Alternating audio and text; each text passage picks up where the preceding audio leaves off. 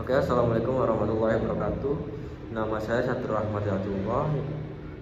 Saya dari kelas B 3B NIM 2331547111050 dari program studi perbankan. Di sini saya akan menjelaskan tentang tugas produk tersuri, yaitu tentang inflation. Yang pertama di sini inflation yaitu tentang tantangan dan strategi penanggulangan. Yaitu inflasi adalah fenomena ekonomi yang kompleks yang memengaruhi kehidupan kita semua.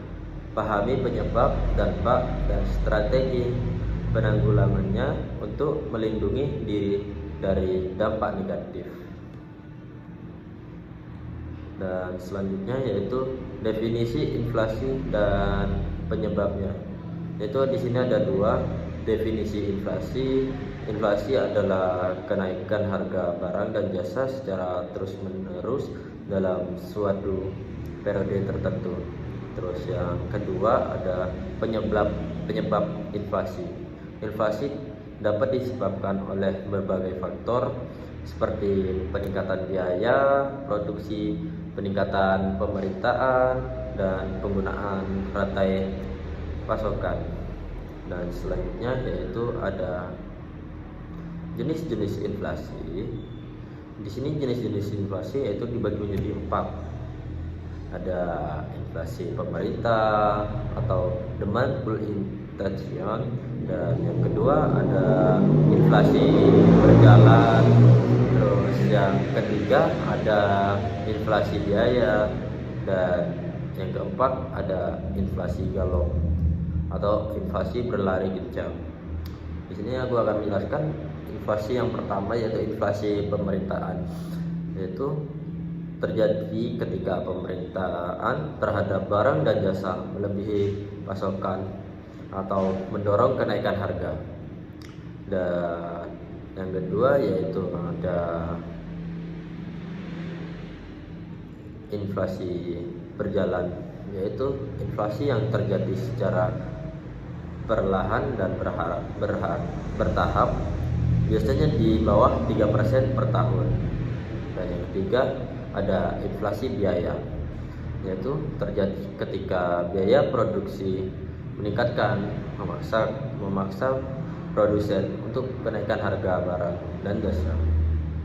Dan yang keempat yaitu ada inflasi galop atau inflasi berlari kencang, yaitu inflasi yang terjadi dengan cepat atau biasanya di atas 10% per tahun.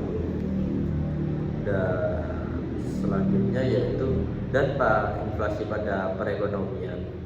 Dan di sini ada dibagi menjadi 3 dampak inflasi pada perekonomian. Yang pertama ada penurunan daya beli, terus yang kedua ada penurunan investasi, dan yang ketiga ada ketidakstabilan ekonomi.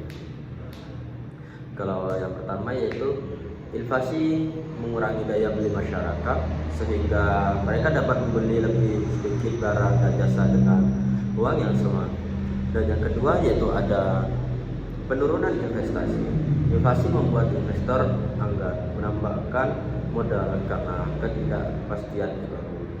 Dan yang ketiga yaitu ketidakstabilan ekonomi. Inflasi yang tinggi dapat menyebabkan ketidakstabilan ekonomi dan memicu krisis. Dan selanjutnya yaitu indikator inflasi dan pengukurannya. Yaitu di sini dibagi menjadi 3, yaitu CPI, PPI, dan inflasi. Kalau aku yang menjelaskan yang pertama yaitu tentang CPI. Kalau yang CPI ini yaitu indeks harga konsumen, seperti mengukur perubahan harga barang dan jasa yang dikonsumsi oleh rumah tangga. Dan yang kedua yaitu PPI. Kalau yang PPI itu indeks harga produsen, yaitu mengukur perubahan harga barang dan jasa yang dibeli oleh produsen. Dan selanjutnya yaitu inflasi inti. Inflasi inti yaitu mengukur inflasi tanpa perhitungan barang dan jasa yang memudahkan terpengaruh oleh fluktuasi harga. Dan selanjutnya, kebijakan moneter dalam pengendalian inflasi atau dibagi menjadi 3, yaitu suku bunga, cadangan bank, dan operasi pasar terbuka. Kalau yang suku bunga, yaitu bank sentral dapat menaikkan suku bunga untuk mengurangi jumlah uang yang berdasarkan dan meredam permintaan. Dan yang kedua yaitu cadangan bank. Cadangan bank untuk bank sentral dapat menaikkan persyaratan cadangan bank untuk mengurangi kemampuan bank dalam memperbaiki kredit. Dan yang ketiga yaitu operasi pasar terbuka. Operasi pasar terbuka itu bank sentral dapat membeli atau menjual obligasi pemerintah untuk mengendalikan jumlah uang yang beredar. Dan selanjutnya yaitu ada peran pemerintah dalam menjaga stabilitas harga. Kontrol harga pemerintah yaitu dibagi menjadi 3. Ada kontrol harga, subsidi, sama penyelesaian pajak. Yang pertama yaitu kontrol harga. Pemerintahan dapat menetapkan harga maksimum untuk barang dan jasa tertentu untuk mencegah kenaikan harga yang tidak wajar. Dan yang kedua yaitu ada subsidi.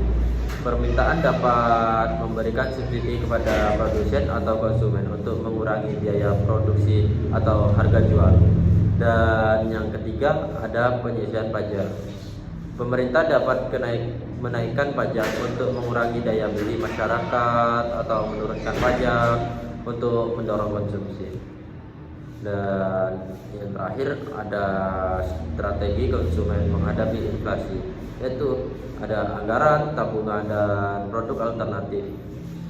Kalau yang anggaran yaitu buat anggaran yang realistis dan disiplin dalam pengeluaran. Dan yang kedua ada tabungan, sisihkan sebagian pendapatan untuk tabungan guna menghadapi situasi darurat dan inflasi. Dan yang ketiga itu produk alternatif. Cari produk alternatif yang lebih murah atau beralih ke merek yang lebih terjangkau. Dan selanjutnya yaitu inovasi keuangan dan inflasi. Inovasi keuangan seperti kripto dan pembayaran digital dapat mempercepat pembayaran uang dan meningkatkan inflasi. Dan yang kedua itu meningkatkan akses ke kredit melalui platform peer-to-peer, yaitu lending dapat meningkatkan permintaan dan mendorong inflasi. Dan yang ketiga ada inovasi keuangan dapat memberikan alternatif untuk mengatasi inflasi seperti aset digital atau memiliki nilai stabil atau platform investasi yang lebih transparan. Yang terakhir ada kesimpulan dan rekomendasi, yaitu inflasi merupakan tantangan yang nyata yang membutuhkan perhatian serius dan pemerintah, pelaku usaha, dan masyarakat dengan memahami penyebab, dampak, dan strategi penanggulangannya. Kita dapat bersama-sama menjaga stabilitas ekonomi dan kesejahteraan masyarakat. Cukup sekian dari saya, kurang lebihnya mohon maaf. Wassalamualaikum warahmatullahi wabarakatuh.